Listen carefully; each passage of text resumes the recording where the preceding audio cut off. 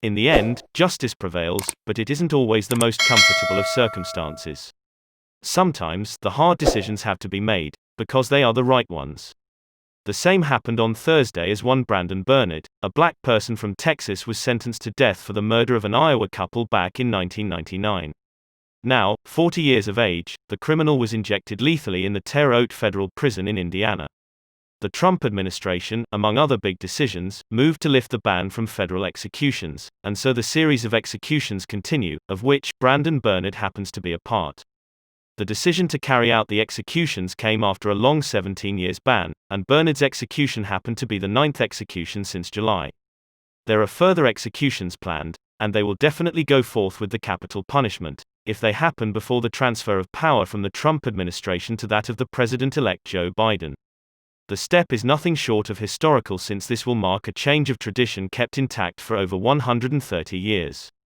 Bernard was convicted of the murder of the Bagleys couple, Todd and Stacy, who were returning on a Sunday of 1999 from church service.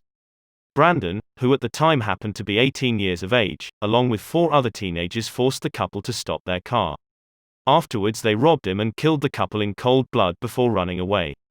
Bernard and his 19-year-old accomplice, upon apprehension, became the main focus of prosecution, since they were the only ones among the 5 to be past 18. While the others were dealt with as juveniles, Bernard and Christopher Vilver had to face the music. Details revealed that the group of boys forced the couple to move to the back of the car, to which they complied, then they shot the couple, and lighted their car on fire. Upon further investigation, it was revealed that it was only Christopher Vilver who shot both the Bagleys, while Bernard only alighted the car before the both fled the scene of crime. This led to the establishment of the fact that both Todd and Stacy had died before the car went up in flames, but forensics found that Staker had soot in her airway, revealing that she was alive and breathing when the car was ablaze, and that she died from smoke inhalation and not due to being shot. With the other members getting prison sentences and his partner in crime Vilver being executed earlier in September, the verdict of Bernard's end was up for debate, and a rigorous effort was made by the lawyers to get him life sentence without parole, which was also the initially intended end for Vilver, but could not be so. The argument was backed with the claim that Bernard, being only 18 at the time, and barely crossing the legal age, was under the heavy influence of Vilver and was under threat of damage from him in case of insubordination in the murder activity. Also, Bernard's record during prison time was mentioned, stating that he maintained discipline and spent his time well in prison, also working with various programs aimed at the prevention of crime in other people, but the arguments went all in vain. The case of Brandon Bernard made a loud noise when he was put on death row. Support came from all around the states and from people of all backgrounds. People against the capital punishment urged the court to consider the arguments made by lawyers regarding the age at the time of crime, race, and a sound prison time record. The groups calling for human rights also came to the call, demanding a stay in his execution. Most prominently, the American Civil Liberties Union, ACLU, brought to light the fact that 5 of the 9 jurors who sentenced him to die, as well as the appellate prosecutor who pushed for a death sentence, now do not believe he should die. This was very much potential point of consideration, since the jurors themselves had had an ample time to think over their decision, and the convicted had also demonstrated a change in person, manifesting improvement as a result of reconsideration of his actions.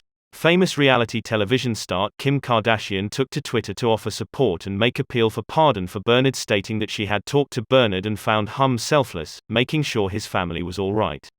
She said, "He told me not to cry because our fight isn't over."